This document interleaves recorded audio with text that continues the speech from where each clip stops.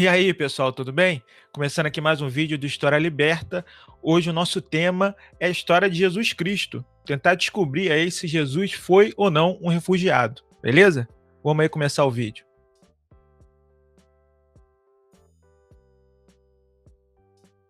Vamos então começando o nosso vídeo. Peço aí já para você dar aquele like maroto, que a gente está precisando de ajuda. Nosso canal ainda é bem pequeno, então é fundamental que você nos ajude aí dando seu like, beleza?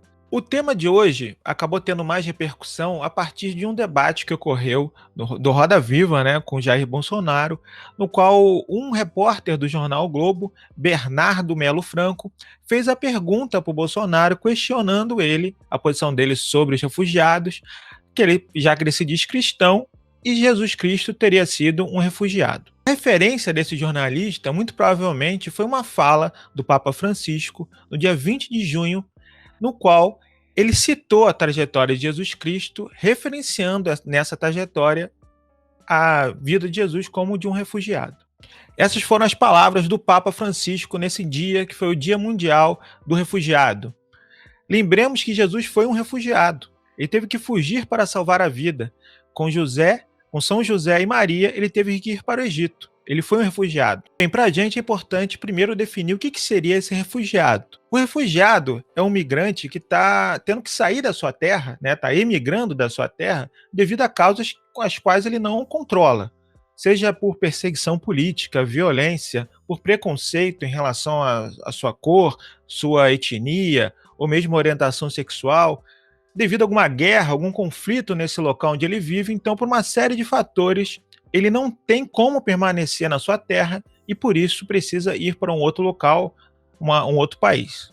A referência que o Papa traz é a narrativa que está na Bíblia sobre o nascimento de Jesus. Lá no Evangelho de Lucas, tem essa narrativa no qual José e Maria precisam fazer um recenseamento e, por isso, vão até Belém para realizar esse recenseamento, e nessa trajetória, né, no caminho, acaba que Jesus nasce e não tem nem onde ficar, eles não tenham, né, as hospedarias estavam fechadas no dia, eles precisaram, inclusive, ocupar uma terra para conseguir viabilizar o nascimento de Jesus.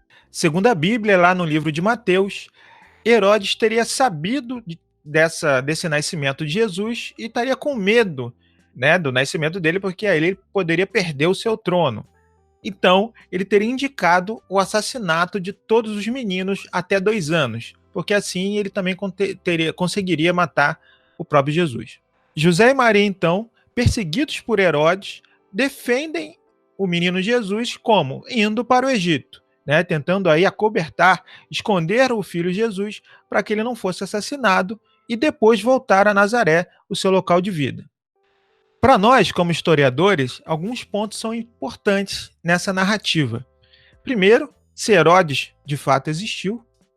E segundo, se tem como comprovar essas duas narrativas, essa ida de Maria e Jesus primeiro para Belém e depois essa segunda ida para o Egito. Bem, o primeiro ponto é sobre Herodes. Herodes existiu, isso é comprovado na historiografia, e ele foi de fato indicado rei dos judeus em 40 a.C., lá pelo Senado romano. Lembremos que a Judéia era uma província romana. O Estado judeu, ele era um Estado cliente do Império Romano, ou seja, ele se mantinha existindo, mas ele não tinha autonomia perante a Roma. Era Roma que indicava o seu rei.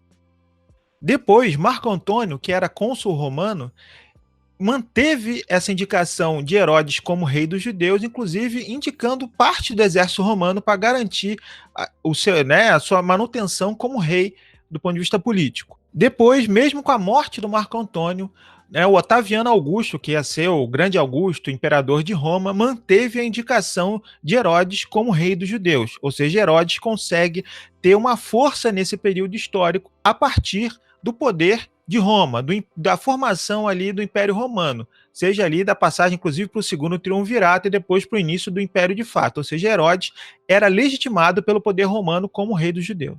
No entanto, Herodes ele era muito contestado. Por quê? Porque ele não era um judeu de fato. Então, isso dificultava ainda mais ele ser um rei, considerado rei dos judeus pelos populares, pelo povo judeu. Isso era uma dificuldade que ele tinha, inclusive ele tentou resolver um pouco isso através do casamento, mas isso não garantiu uma legitimidade dele com o povo judeu.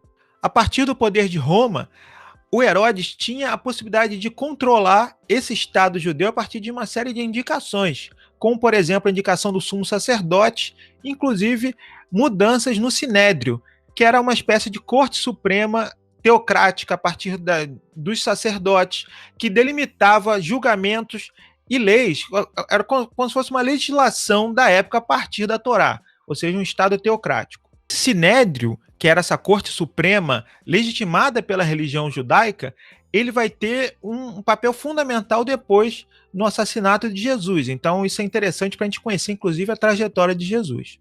Mal comparando, era como se o povo judeu morasse numa favela e o Sinédrio fosse o concílio ali de uma igreja conservadora, né, dirigida por um bispo Crivella ou por um bispo Malafaia.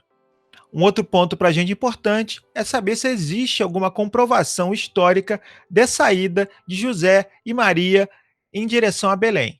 E depois a fuga para o Egito fugindo de Herodes. Se esses dois fatos, a ida para Belém e depois ainda a ida para o Egito, de fato aconteceram. Existe um consenso entre os estudiosos da Bíblia e dos historiadores que estudam o Jesus histórico que muito provavelmente essas duas narrativas não ocorreram. O primeiro ponto, então, seria saber se ocorreu essa ida de José e Maria para Belém para fazer esse recenseamento. Ao que tudo indica, pelos historiadores do Jesus histórico, pelos estudiosos da Bíblia, essa referência aparece nos evangelhos para criar uma relação entre Jesus e o rei Davi, rei dos judeus. De acordo com as escrituras hebraicas, Davi teria nascido em Belém.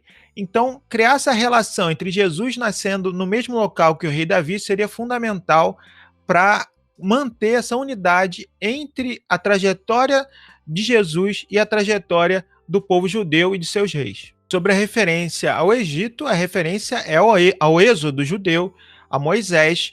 Né, os judeus eles teriam ficado um tempo sob domínio dos egípcios, se tornando inclusive escravos, e Moisés teria feito essa transição do povo judeu em volta à terra prometida, libertando esse povo da escravidão. Então a referência ao Egito apareceria ali também para criar essa relação entre a trajetória de Jesus e a trajetória de outro rei, de outro líder judaico que seria Moisés. É importante destacar que não tem nenhuma comprovação do ponto de vista histórico, da ciência histórica, do êxodo, dessa existência dos povos judeus no Egito, depois imigrando de volta para a Judéia. Isso não tem comprovação histórica até hoje. Bem, então por que teriam essas referências tão marcantes assim nos evangelhos e também na religião judaica, no Antigo Testamento, sobre essa ida e vinda do povo judeu de lá para cá, essas referências tão grandes a refugiados e a imigrações? O primeiro ponto fundamental é que o povo judeu é marcado por essas migrações, é marcado pelas diásporas. O primeiro ponto, então, é que o povo judeu ele é marcado na sua história por essas migrações, é marcado por importantes diásporas. Para a gente aqui, o fundamental é a primeira diáspora, que ocorreu em 586 a.C., no qual o imperador babilônico, Nabucodonosor, ocupa Jerusalém, destrói Jerusalém e força o povo judaico a migrar. Os judeus, em grande parte, vão para a Mesopotâmia, outros conseguem ir para outros lugares no Oriente e buscam manter suas referências políticas, religiosas e culturais. Ou seja, existe uma referência 500 anos antes de uma migração que quase destruiu o povo judeu. Então essa marca é fundamental na história do povo judeu, na história judaica, de um povo que acaba sendo refugiado por uma série de outras terras e busca retornar à sua terra onde ele vivia, onde ele vivenciava suas experiências enquanto povo. Ou seja, a indicação desse nascimento de Jesus como um refugiado, vinculando as trajetórias do povo judeu, é fundamental na concepção teológica que emana da Bíblia. Isso faz todo sentido do ponto de vista teológico e da leitura bíblica. A defesa do respeito ao refugiado é muito marcante tanto no Antigo quanto no Novo Testamento. Isso a gente pode encontrar textualmente na Bíblia mesmo. Por exemplo, lá no Antigo Testamento, no Levítico 19, versículo 33 e 34. Quando um imigrante habitar no país, não oprima. O imigrante será para vocês um concidadão. Você o amará como a ti mesmo, porque vocês foram migrantes na terra do Egito. Levítico também, capítulo 19, versículo 9 e 10.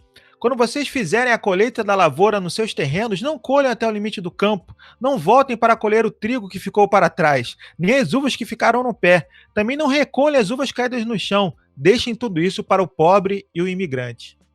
No Êxodo, capítulo 23, versículo 9, não oprimam o imigrante. Vocês conhecem a vida do imigrante, porque vocês foram imigrantes no Egito. Em Jó também, 31, versículo 32, o imigrante nunca teve que dormir na rua, porque eu abria minhas portas ao viajante.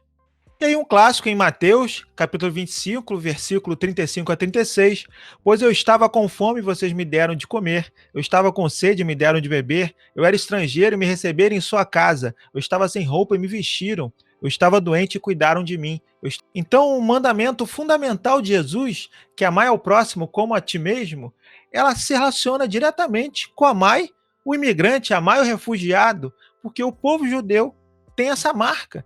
Isso é uma constante na Bíblia. Isso é uma marca fundamental da história de Jesus e do povo judeu.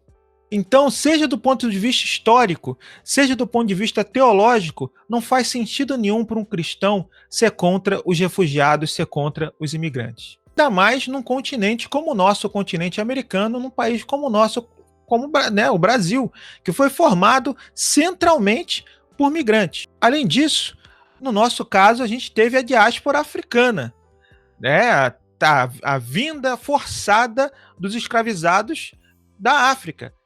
Essa diáspora africana tem uma relação importante. A gente pode fazer um paralelo entre a diáspora africana e a diáspora judaica. Assim, não faz sentido nenhum para um cristão, para aquele que acredita na trajetória e vida de Jesus Cristo, ser contra os refugiados. Não faz sentido nenhum do ponto de vista histórico, não faz sentido nenhum do ponto de vista teológico, não faz sentido nenhum para aquilo que é o nosso país. É uma aberração que só pode ter uma justificativa política, é o conservadorismo. Infelizmente, muitos desses que falam contra os refugiados que vêm para o Brasil são os primeiros a querer saírem do Brasil, a quererem reivindicar a sua trajetória passada para ir para a Europa, para ir para os Estados Unidos. Então, nem coerência em relação à sua própria vida, em geral, essas pessoas têm. Elas só querem defender o delas e não tem nenhum tipo de relação com o próximo, nenhum tipo de solidariedade com o outro. Então, em especial nesse momento onde a questão da Venezuela e a sua imigração está impactando nós no Brasil, muito também por pressão da imprensa que quer trazer nessa discussão sobre a Venezuela um anticomunismo, inventar que a Venezuela é comunista e gerar aquela crise política que existe na Venezuela, trazer como crítica aos socialistas no Brasil. Todo esse contexto faz com que a gente reflita ainda mais o que está acontecendo e a gente consiga, se for para ter uma referência histórica e cristã, que a gente seja coerente, que a gente pegue essas referências de fato e não invente novas referências apenas para justificar aquilo que a gente defende, aquilo que a gente acredita, o conservadorismo que está entranhado na alma de muitos. Então, gente, acho que é isso. Espero que vocês tenham gostado do vídeo. Se vocês puderem comentar aí o que vocês acham, por que será que hoje esses cristãos que se referenciam na trajetória de Jesus conseguem inventar tantos argumentos para serem contra os refugiados? Por que eles mantêm essa visão conservadora do evangelho? Coloca aí sua opinião aqui nos comentários, beleza? Não deixa de seguir a gente aqui no canal, se inscreve aí no canal, porque é fundamental a sua inscrição para tanto para acompanhar os próximos vídeos, quanto para manter a nossa vontade aí de fazer novos vídeos, que espero que vocês venham a gostar também. Tá bom, gente? Muito obrigado e até a próxima.